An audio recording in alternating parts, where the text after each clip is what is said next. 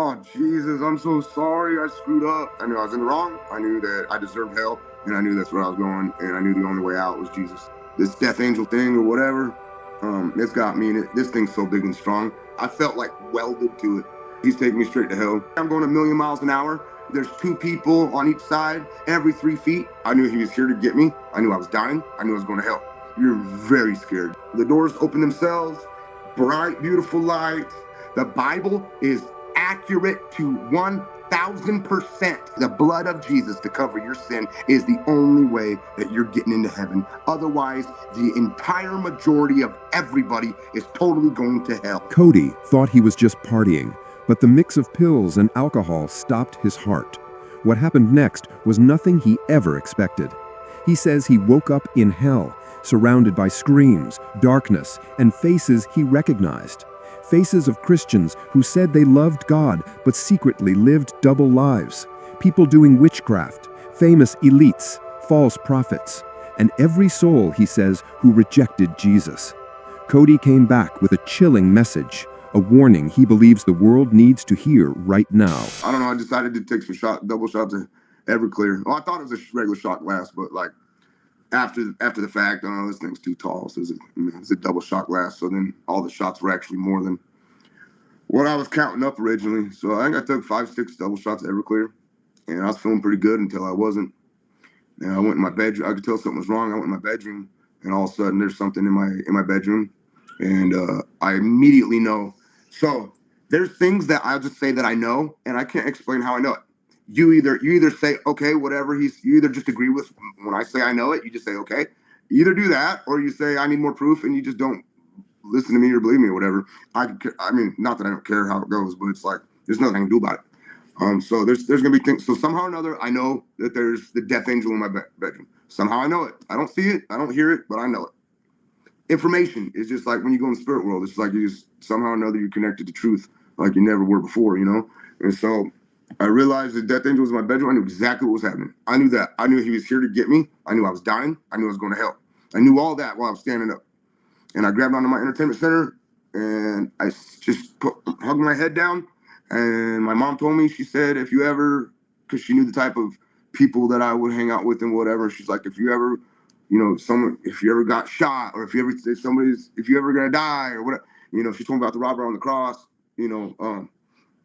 right then and there, he was like, Lord, I want to be with you or whatever. He just basically repented. He was on the cross, so he wasn't getting baptized. He wasn't speaking in tongues. He wasn't nothing. He was saved because Jesus says you are, period. There's not rules. You don't put rules around what Jesus wants to do about nothing because he's the boss.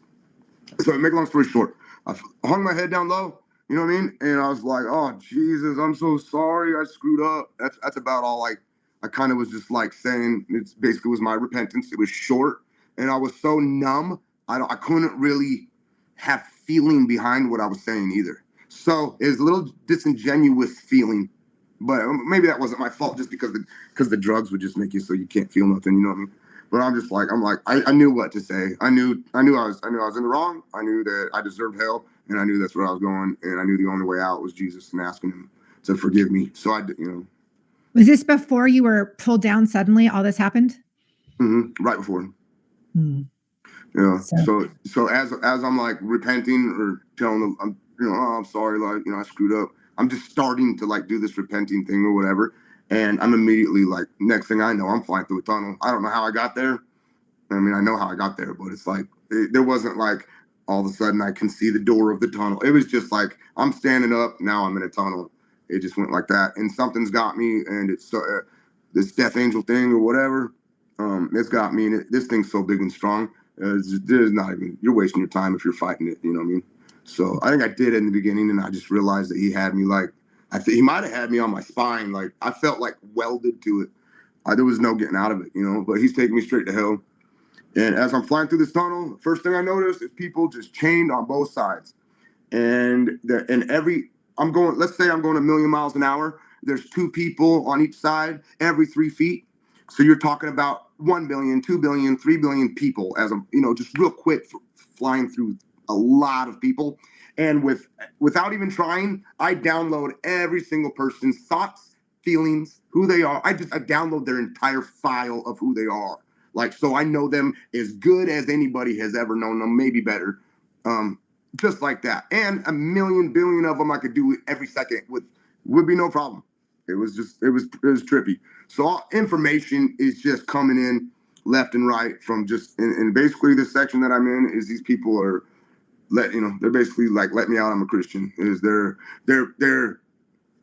just in disbelief, but they know it's true. But it's like they thought they were good to go. They thought they were Christians. They thought that they were going to go to heaven when they died.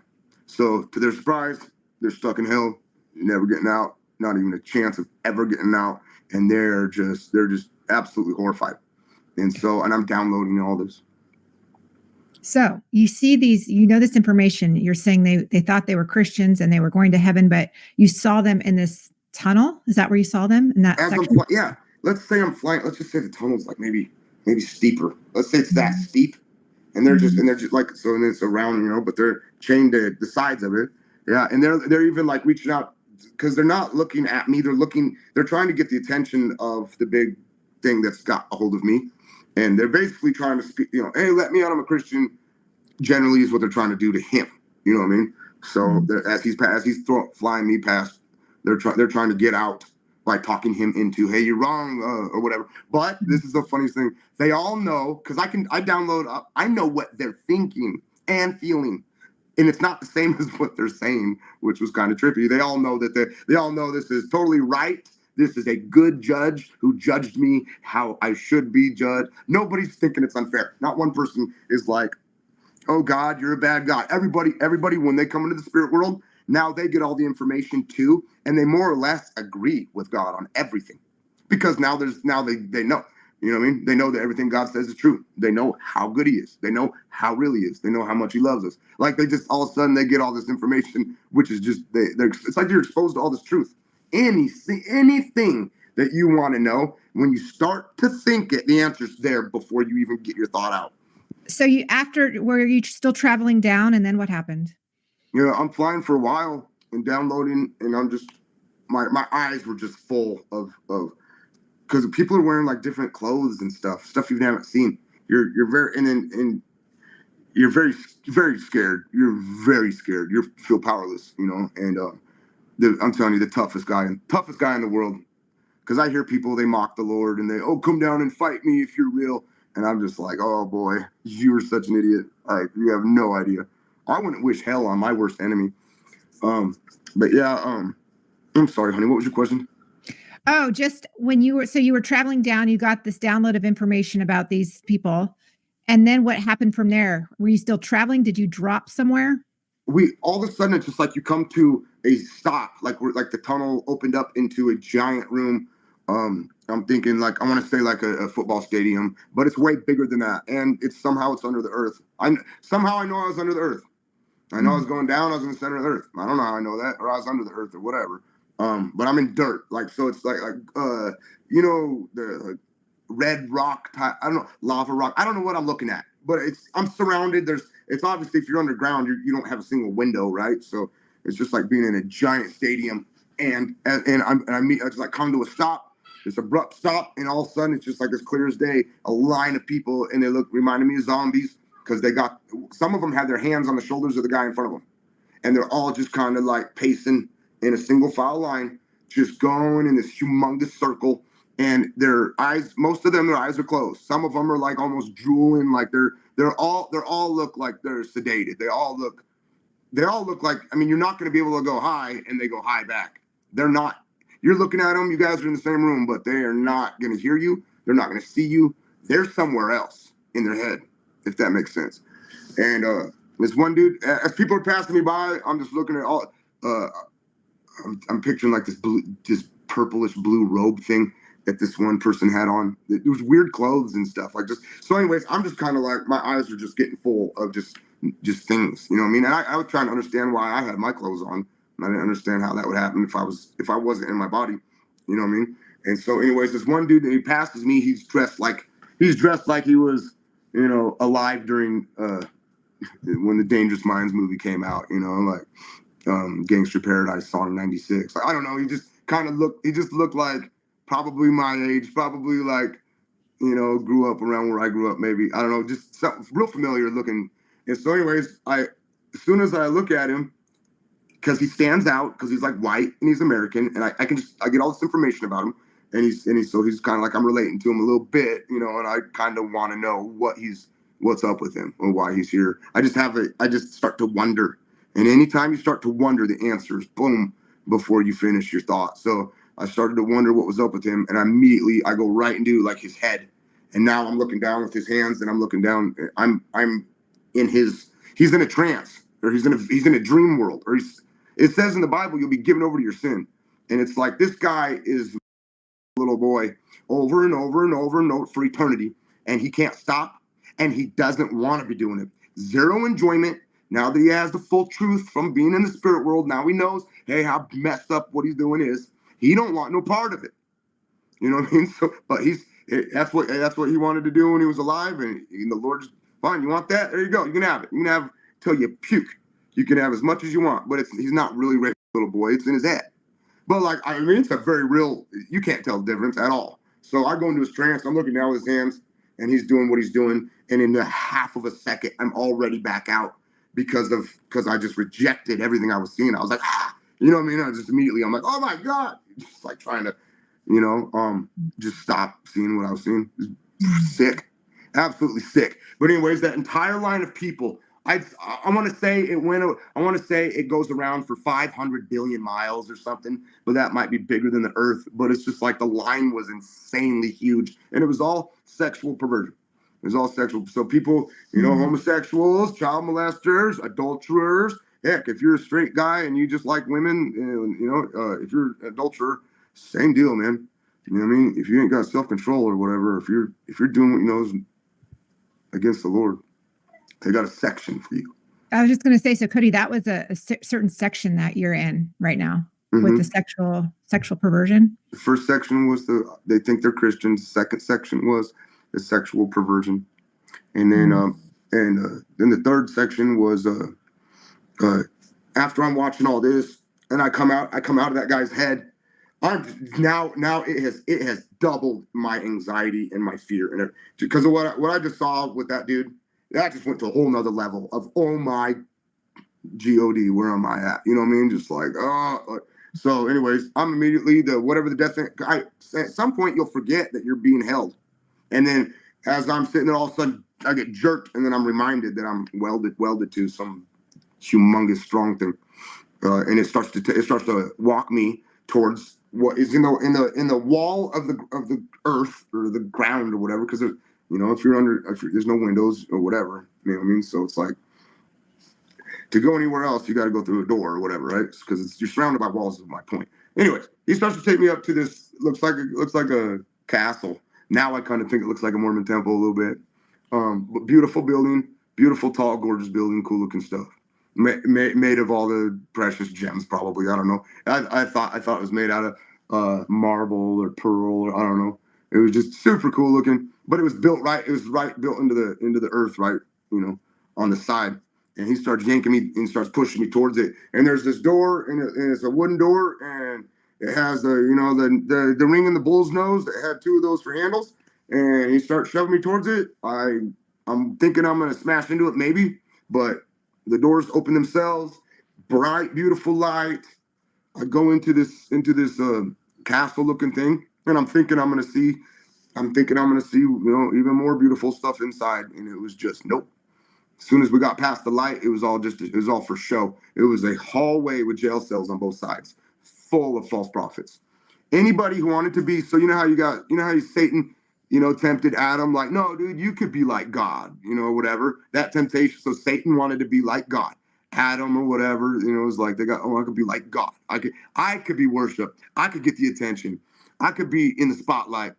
I could have people praise me or whatever. So this is a section for anybody who's a nerd like that and they think like that. Any weirdo who's like, oh, I want to be worshipped, or I want to be, what about me? Anybody who's stupid enough to entertain that thinking, they got a spot for you. Especially if I think this spot was specifically like successful false prophets. So I think this was like full of people who really did grab a bunch of people with them, and so them and thousands went to hell with them. I think this was like for like the big honchos of that type of crap. So like heavy influencers. Yeah, Mhm. of just straight up doctrine of demons. Lie. It's a religion, lie, Wow. takes you to hell. All of them take you to hell. Every religion you got takes you to hell. Matter of fact, even Christianity, if it's not a relationship with Jesus, if it's not a relationship with Jesus, if you don't understand that you're nothing and your righteousness is filthy rags, if you think something of yourself, if you think you're earning your righteousness, if you're taking the glory from the cross and saying, I did, you're in trouble. You're in big trouble. I'm telling you, run from that. You're in huge trouble.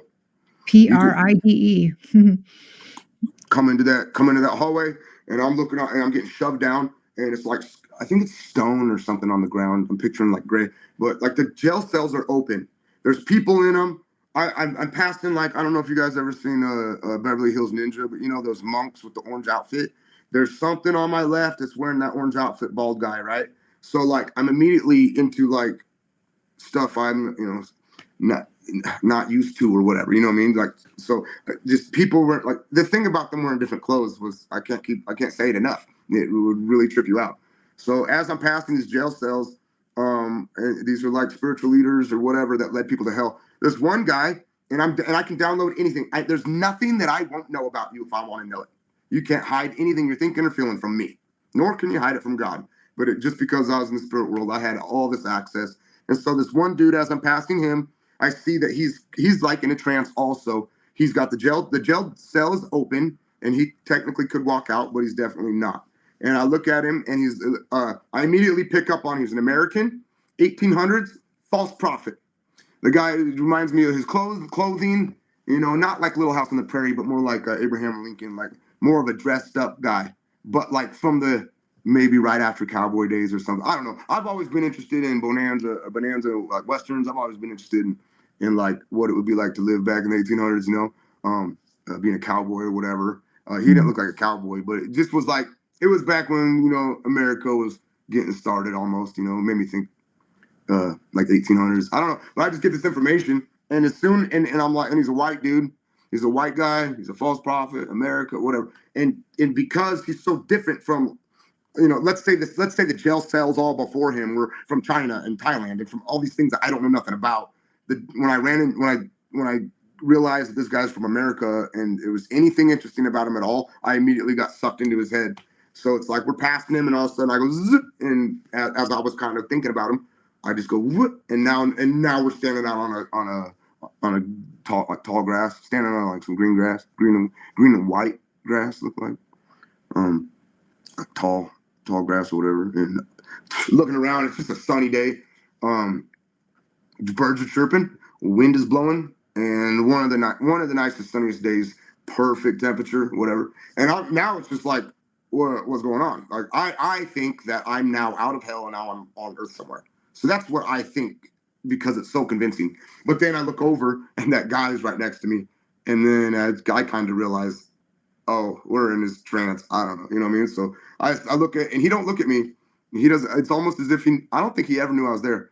But he's standing about maybe 10 feet away from me, and he looks up. No, first thing he's doing is he's kicking the grass over. He's making the grass move, and he's trying to make sure that it's real grass. So that was kind of weird because why would you be trying to see if it's real grass? And the reason why is he's having like deja vu, or he's thinking it's suspect, And so he's just like, so he must have some sort of memory of being in hell a second ago, and just kind of like me. Now I'm on a sunny day trying to figure out what's going on. But he kind of moves the grass, and he's thinking like, okay, it's real grass. He looks up, and then and he gets excited. I feel everything he feels.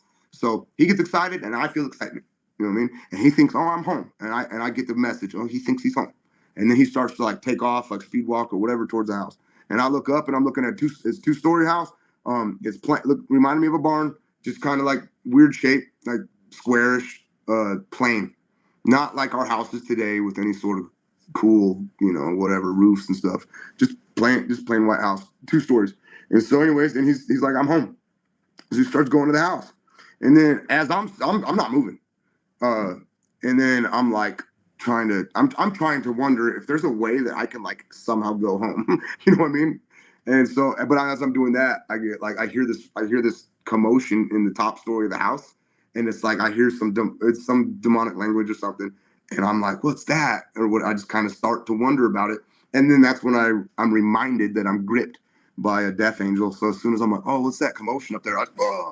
This thing just starts taking me, and it takes me right towards the top story wall, and I braced for impact, and I went totally blind, and I went deaf. So I'm deaf and blind, and it's like you can linger in this 1 second. You can just like be there forever almost. It's just kind of weird how things are so slow at the same time. But anyways, I thought I got dropped into a hole at first, but then it's like all of a sudden I come into the room, I'm looking at antiques or whatever, and I realized that I went blind because I went through a wall. And that's why I went deaf. I went through a wall, But so that was just hey, if you want to know what it's like to go through a wall, that's what it's like.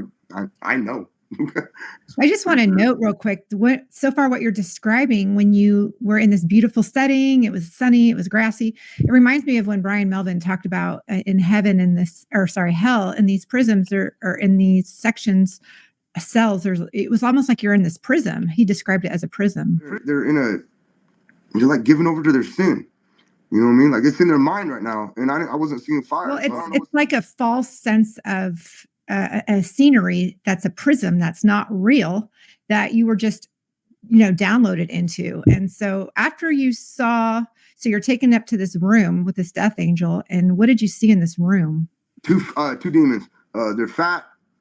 They got I always say it's like a snail like body, but it's really like an exaggerated hunchback Notre Dame. So, and like they must have no legs or short legs. So these things are 4 foot tall, 3 foot tall or something, and big long alligator like looking face. You know what I mean? And yellow eyes. Just mean, wicked looking things. But they're like arguing. They're having some discussion. Now with the people, I can download everything. But with the demons, it was like I just kind of had a general idea. They're having a problem. It wasn't like I knew specifics with the demons for some reason. So anyways, it's like they're having a problem, and they're like commotion doing some okay, so I kind of describe it as like maybe an imposter speaking in tongues. It's like a wicked version of speaking in tongues, because their language, my reaction was cover my ears. It was that you can't even hear it without going like it's just. So anyways, they're having a problem, and one of them like looks at me, and then he telepathically speaks to me in my head with Cody's voice. So if I wasn't looking at him, I wouldn't have known that this was coming from anything but me. But because he went like that, and as soon as his eyes pierced into mine, he speaks and says in my voice, I need to call this dude up. And then I think I'm not helping you is all I kind of think. And then the demon thing was like, he just like immediately looks away from me. I never was acknowledged again. I kind of look behind me to where the door would be. I'm upstairs and I'm surrounded by walls, obviously, but I kind of look down where I know the front door was, and I'm able to see through it. Plus, I'm able to see the walls. I'm able to do both simultaneously somehow. And I see the guy, and he's standing at the front door, but he stopped, and he's having that deja vu, that bad feeling that something's not quite right, and he doesn't trust enough to come inside. So that's the issue that the demons were having. They want him inside for some reason. And I look and I see, he's not coming in. And then next thing that happens is these demons start to screech out this language stuff. And next thing I know, to the right side of me at the wall comes in this black, just this black square. Sometimes I'll fold my bandana just to kind of show people, like, dude, look, it's like this black square comes in. Later I found out that there's like some black square thing that people worship. I haven't really looked into it that much, but somebody told me about that. But anyways, here comes in this black square, and then just like Tasmanian Devil cartoon, it starts to like spin and get big, and then bam, it's this giant 10 to 12 foot gorgeous looking creature. I call it a golden angel is what I'm gonna call it. I don't know what else to call it. Angel of light, we can call it that for sure. But what it did was it just appears, and then I'm staring at it, and it's all gold. So like gold eyeballs, like gold spit, gold teeth, different shades of gold, all pure looking gold, like very light gold. Like I don't know. I mean, he's definitely shining a shining thing. But you can't tell if it's a boy or a girl. So it's kind of like Baphomet, you know what I mean? Is a he she, Mm. beautiful but no boobs. But there's actually like borderline a weird attraction thing going on that you're not approving of, but you can't help it. You're just like, oh my gosh, that thing is so beautiful. So it's probably the most beautiful, next to my wife is the most beautiful thing I've ever seen. But you know what I mean? Just kind of Mm. trippy. I'm just like, what in the world am I looking at? You know, But you were, right I in think it front of talks me. about that in Revelation, like don't be allured by this beautiful, but it was a false light. It was a false angel of light, a counterfeit, but it was beautiful. So go ahead and Mhm. continue.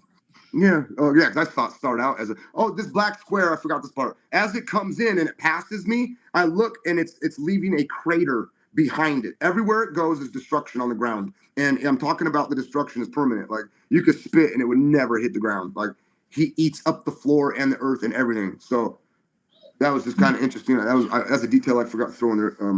So, anyways, it passes me and then turns into this big golden angel. I'm staring at it, and then it immediately like it tells the two demons, it gives them a task, and it tells them to do something, and they both just like they're obedient. They just run out through the wall, and I don't see them again until the end of this. But now it's just me and the golden thing, and it never acknowledges me, but it calls out this beautiful music, and this music was coming from its chest. You could just see this power, horsepower, just it was just pretty trippy. Reminds me of Ezekiel talking about the pipes and tibrets or whatever he's talking about in Lucifer's chest. He's a musician guy or whatever. But anyways, calls out this beautiful music, and as soon as that music, and here's another thing, something about the music was like sedate you. It was just so one you would never want to leave. You just want to sit there and listen to that forever. So Interesting. he's pretty good at making making music. But Mhm. because even I was just like, oh my gosh, I've never heard nothing that cool. But anyways, as soon as that music played, I hear the door bam slam open. And this dude's mobbing up the stairs, and then he's because he heard the music, and he just flies down like he's doing a home run on his face, boom, and tears and worship. And I'm picking up everything he's thinking, and he's seen it before. It's not the first time that he's ran into it, so he's familiar with it. So that's when the music called. He knew, oh, okay, I'm at the right spot or whatever. That's why, he felt safe as soon as he heard that music. So because he's familiar with that being, and he's worshiping it. So he's thinking this is like God, it's whatever you would worship, you fill in the blanks. But he's worshiping it, and I'm just like getting disgusted. Like for me, knowing about Jesus, that just grossed me out to watch him really worship it. So, anyways, so then this golden angel thing is just like all of a sudden, like the most fakest, this bad actor, right? Oh, it's okay. Get up, stand up, Might have even called him my son. I don't know if he did or not. I'm just kind of like picturing him just being fake. Like, come on, trying to comfort him, right? And he gets the guy to stand up and he kind of puts his arm around him and then he does like this with his other arm and he freaking smears excuse my French, he smears the walls away and now the walls are gone and you're just looking at a huge crowd like you're at Coachella. You know what I mean? Like you're just at a concert and you're on the big stage looking out over all the sea of people. And I'm watching this and the golden angel thing like kind of pushes him up to the front and gives him a task to speak the message that I gave you. Tell them tell them the message I gave to you. So the dude so then the angel thing steps back, lifts up his hands, and floating golden hieroglyphs in between his hands. And the guy starts to talk, and this one lights up and flips, lights up, flips, and they change. As the guy's talking, the angel's holding up this Egyptian hieroglyph stuff. Look just like Egyptian hieroglyphs. I like stuff like that. But anyways, holding up this stuff, and the guy is speaking this message that the angel's floating out above his head. And so that's pretty trippy.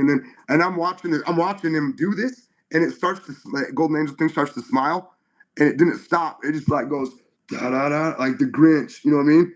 Just wick. His face just morphs. You see sharp teeth. All of a sudden, his eyes get black. It's just oh man, just make your skin crawl. But even right now, but so also you just see the real thing behind that golden angel. You just see how evil it is, and all of a sudden he's smiling, right? So he's smiling for a reason. He's about to be entertained, and he's about to like what happens. So next thing you know is I start hearing cussing, behind me, because I'm like looking over here, and now I'm looking at the guy in the crowd, and I'm looking over here. But anyway, so I go back to the crowd, and I'm looking over here, and it's like I hear cussing from the crowd, and they are so furious, and they're just a lot of cussing, a lot of hate coming from the crowd at the man speaking, the false prophet. But it was in general, it was like, how dare you preach to us the same message that tricked us into being in hell for eternity? Come down here so we can tear you into pieces, because you're the reason that we're here, and you're the one that lied to us. So it was like, so then the guy who's preaching, all of a sudden he picks up on, because it's like the volume just slowly gets turned up. So at first you're just wondering what the cussing is, but then it's like so loud, everybody knows what's happening. And the dude stops speaking, he stops preaching to the crowd, and he's listening, and he's all of a sudden, everything he's feeling, he's starting to feel anxiety. At first, when he started preaching, though, I forgot to mention this detail, but as he started to preach, I felt something I had never felt before in my life, because I do rap music and stuff, and sometimes we're at concerts, or we're at a church, or we're on a stage, we got a microphone, whatever. I don't like performing. My favorite time of making music is in my bedroom with Jesus, and I feel the presence of the Lord, and I'm writing a song, and I'm singing to Him, and it's Him and I. So that's as good as it gets music wise. Now, way down here, a way lesser fun thing would be performing in front of people. You know what I mean? For me. So this guy had it the other way around. It was like he was really getting off on, because at first he's just convinced that this crowd is here for him and that he's the star, and he was just eating it up. It's almost like he was receiving this worship onto himself.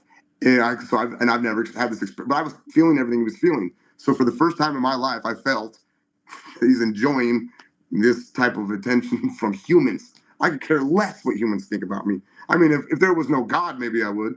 But once you find out, oh, here's the tier heavy, this is the important guy, you don't really care that much about the stuff down here, as long as you get him convinced to, you get God convinced to, or whatever. Amen. So Amen. yeah, anyways, it was I'd say it's nerdy. It was just like, you're like, oh, you dork. Do you want these people's attention that bad? Like, you're one of those guys. Oh, you want that spot. You want to give him the microphone. He wants to be the one. It's just like that. It was just, if I was him, I'd be ashamed, But so I'm feeling that off him. It's kind of gross. And then anyways, he stops, but he does. He stops preaching, and he's looking off the edge of this thing, and it's like all of a sudden the house just starts to shake, and it reminds me of like the Wizard of Oz. Dorothy was like taken up, and the house is just chaotic, and like there's all this wind outside and all whatever. So I'm in the house in the top story, and that's what starts to happen to the house. Loud, chaotic commotion, and so I get filled with fear, and I want to go out of the house. I want to be in a safe place. And as soon as I wanted to, that death angel thing yanked me back. Now I'm like suspended up here in the air like the moon. And I'm looking down on the house, and the house is all falling apart. And I realize that the golden angel and the false prophet are standing on a balancing rock that I've seen in a cartoon called Coyote Roadrunner. It's like America, high desert, Utah included, but like also other states. But there's just, middle America, high desert, you got these cool rock formations, and they're preaching on, he's preaching on this balancing rock formation that's on Coyote Roadrunner cartoon, and to this whole sea of people. I'm talking millions of people, and they are so, I mean, I have compassion for those people that were there because they got tricked. You know what I mean? There was something about this dude had them hook, line, and sinker, and it's just sad, man. But anyways, they were so sad, and they were just so tormented, and they're so angry at him.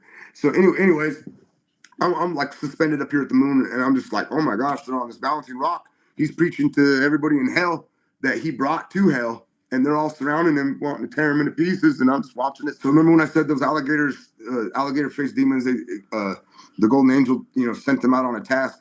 Well, I'm looking, and the crowd starts to part from the very back, and it's parting, and you just see like a black line coming all the way, making its way to the front. And here comes to the front, right up, so the dude's on the edge of the bouncing rock looking down, and it comes right up to him is those two alligator demons, and they have brought the guy's family. And it's a lot. He's got a big family.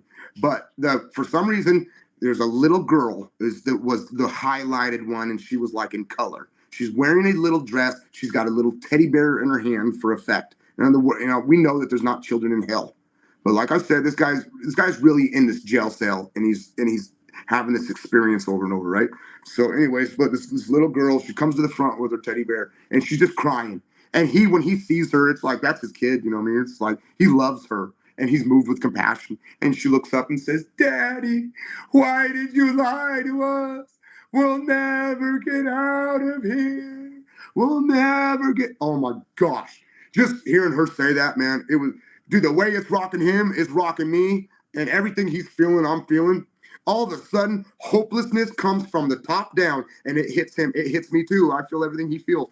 Hopelessness hits him. It's like dumping a lake full of water just on somebody. It boom, and he just starts to gag. I'm over here watching it. I'm up here like suspended, and I'm gagging too. So we're just gagging. The hopelessness will make you throw up. It was that hope. I don't even throw out. You're having a physical reaction from it, and we're both just like this. And then no kidding, the next thing that happens is we're both on his front lawn, and I look over and he's moving the grass, and he's like, "Is it real grass?" Wow.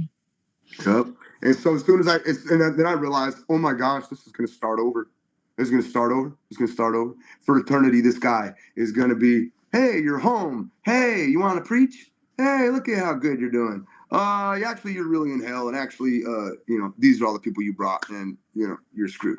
Just drop it on him, and then hopelessness, drop it on him. You know what I mean? That when he's looking at his family, that was the first time I agreed with anything that guy was thinking or feeling. Was the fact that he felt bad. I thought, okay, there's some sort of human to him, because for the most part, he was a narcissist, I think. Mhm. You know what I mean? Yeah. Ooh. So you saw that whole scene play out. Mm-hmm. And then I'm immediately back in the hallway. I'm in that castle thing, and I'm looking at him, and he's in the corner doing his little mumbling with his eyes kind of rolled up in his head. He's in a trance. But I look at him one last time, and then that death angel thing goes boom, starts shoving me forward, and all of a sudden I get this information. The next section is your section, Cody. Mm-hmm. So then I get one last I got one more level of fear. I level up one more of fear, and then I just start to kick in. I didn't really fight because I knew it was like getting hooked to a semi truck. Well, you're just wasting your time. But when I got the information, the next section is your section. I just start kicking in, just whatever, man. Giving it all I got, screaming, and I'm getting full of so much fear. Oh, dude, you can't explain it. You can't explain. You wouldn't expect that these human emotions could go up 150% more than the worst that you've ever experienced. These feelings, like there's like no limit to how much fear you could take on. It's just pretty trippy.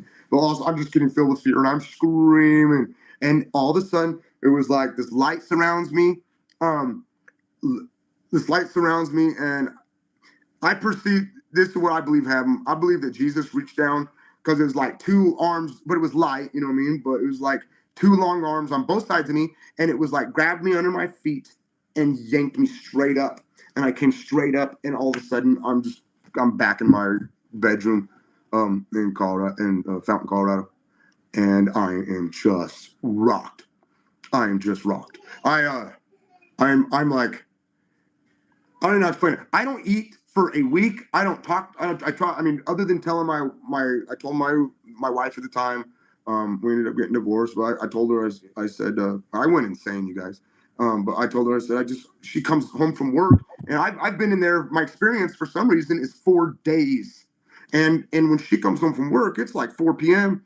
from babysitting. She had left at like noon when I had first died or whatever. I'm just kind of thinking it was like 4 hours ish, and my experience felt like 4 days. And so time slows down when you're not having fun. You know what I mean? Yeah. It's just like if hell's eternity plus it's a slow eternity. It's just like, oh my gosh, really? More? But yeah, it was like, so when she comes home and she's all really happy and excited about a puppy or something at work, and she's in a good mood, and she comes running down the hall to the bedroom. She wants to tell me, and I'm just like first standing up. I'm just now standing up, and she comes into the bedroom, and I'm just like, get away from me! I just came back from hell. I pushed her out of the bedroom and shut the door. Like, I cannot talk to anybody. I cannot deal with humans right now. I am overwhelmed in my mind. I'm full on panic attacking. Like, it's pretty. I took it real hard. And then I'm convinced. And this is what's so sad about it, is the devil convinced me that I died and I went to hell. So the next time your heart stops, Cody, you go to hell. So he didn't want you to get this out. He didn't want, and so he's going to bring 7 more demons and torture and torment you so that you won't be free. And so 12 years go by. Really quick, before we go into that part of your story, I do have a question about right before you came back into your body. You were about to say you were in a section of hell that did you happen to see, or did the Lord bring you back to your body before you can make out that section? The section that was for me? Yeah. Never made it to it. He got me before. Oh, it makes me want to cry. It's like, it's just, I can't. I'm so lucky.